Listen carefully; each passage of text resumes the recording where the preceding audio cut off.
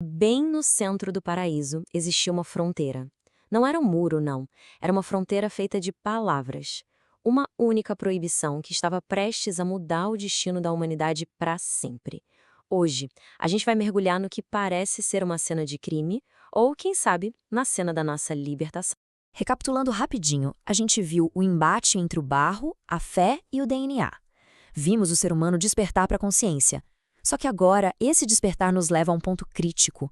O silêncio do jardim está prestes a ser quebrado. E no centro de tudo, aquela fronteira proibida. Chegou a hora de encarar a serpente. E a grande pergunta que vai guiar a gente é essa aqui.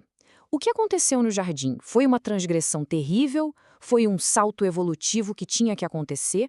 Ou foi, na verdade, o primeiro passo para a nossa verdadeira liberdade? Para tentar responder, a gente vai colocar em diálogo três gigantes. Santo Agostinho, trazendo a visão solene da fé, Richard Dawkins, com a lógica implacável da ciência, e Joseph Campbell, com a sabedoria ancestral do mito.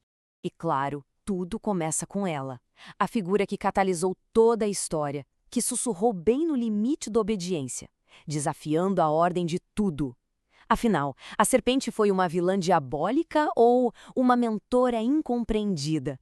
Pela lente do mito, Joseph Campbell já chega com uma visão completamente diferente. Sabe, com aquele entusiasmo de quem conta uma boa história, ele nos lembra que a serpente, que troca de pele, é um símbolo universal de renovação, de sabedoria. E lá no Éden, ela não mente, ela promete que os olhos vão se abrir, e de fato eles se abrem. Para Campbell, ela não é a vilã, ela é quem dá o pontapé inicial na jornada humana. E olha só, este slide resume o conflito de um jeito brilhante. De um lado, Campbell e o mito que vem a serpente como a força que nos empurra para a vida. Do outro, a visão da fé através de Agostinho. Ele, com aquela voz grave, contemplativa, diria que ela foi a primeira manipuladora, a personificação do orgulho que usa uma meia-verdade para plantar semente da desconfiança e aquele desejo de ser como Deus, quebrando toda a harmonia. E a ciência? Bom, com aquela entonação clínica, Richard Dawkins ia descartar essa conversa de personalidades. Para ele, a serpente é simplesmente a personificação do nosso medo ancestral. É o predador na selva que forçou nossos cérebros a evoluir. O encontro não foi um diálogo, foi um gatilho biológico. Foi o que ligou o nosso sistema de alerta, nossa capacidade de prever, de planejar. A desobediência, nesse caso, foi o primeiro passo para a nossa liberdade intelectual. O verdadeiro catalisador da nossa evolução cognitiva. E isso, claro, nos leva direto ao objeto de desejo. O que é que tinha de verdade naquele fruto? Era conhecimento puro, como o nome promete, ou era algo bem mais complexo e, por que não, angustiante? É aqui que o debate pega fogo. O fascinante aqui nesse slide é como ele resume o campo de batalha. A ciência diria que a gente ganhou o neocórtex, a inteligência. Mas Agostinho, com aquela solenidade cortante, responderia: liberdade intelectual? O que eu vejo é um nascimento da angústia. Ao tentarem ser deuses, eles se tornaram escravos do próprio ego. O fruto não deu conhecimento, ele tirou a paz. E é nesse ponto que Campbell, com um leve sorriso, interviria para conectar tudo. Vocês estão vendo só a superfície. O pecado não foi um erro, foi o nascimento do eu. O paraíso era estático, o mundo real é dinâmico. Sem aquele fruto, a nossa história nem teria começado. Então, ok, temos a serpente como catalisadora, o fruto como um prêmio bem ambíguo, mas a decisão final, no fim das contas, coube a um ser humano.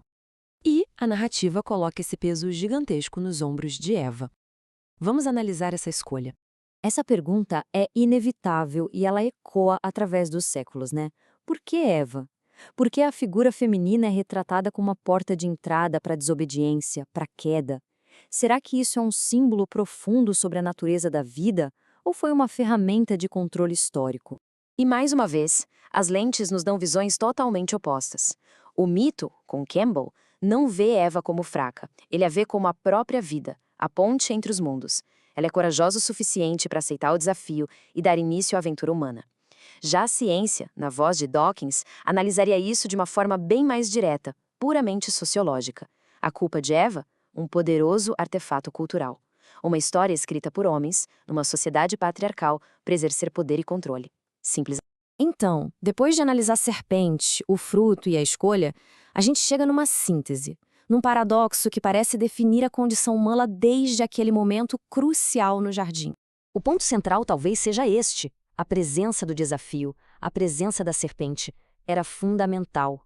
Pensa bem, sem um obstáculo, sem uma alternativa à obediência cega, não existe o conceito de escolha. A liberdade só pode nascer quando existe algo a ser escolhido. E se a gente for um passo além, isso nos leva a uma conclusão ainda mais profunda. Sem a possibilidade da escolha, o que seria o amor? Seria só um programa? Uma obediência automática sem significado nenhum?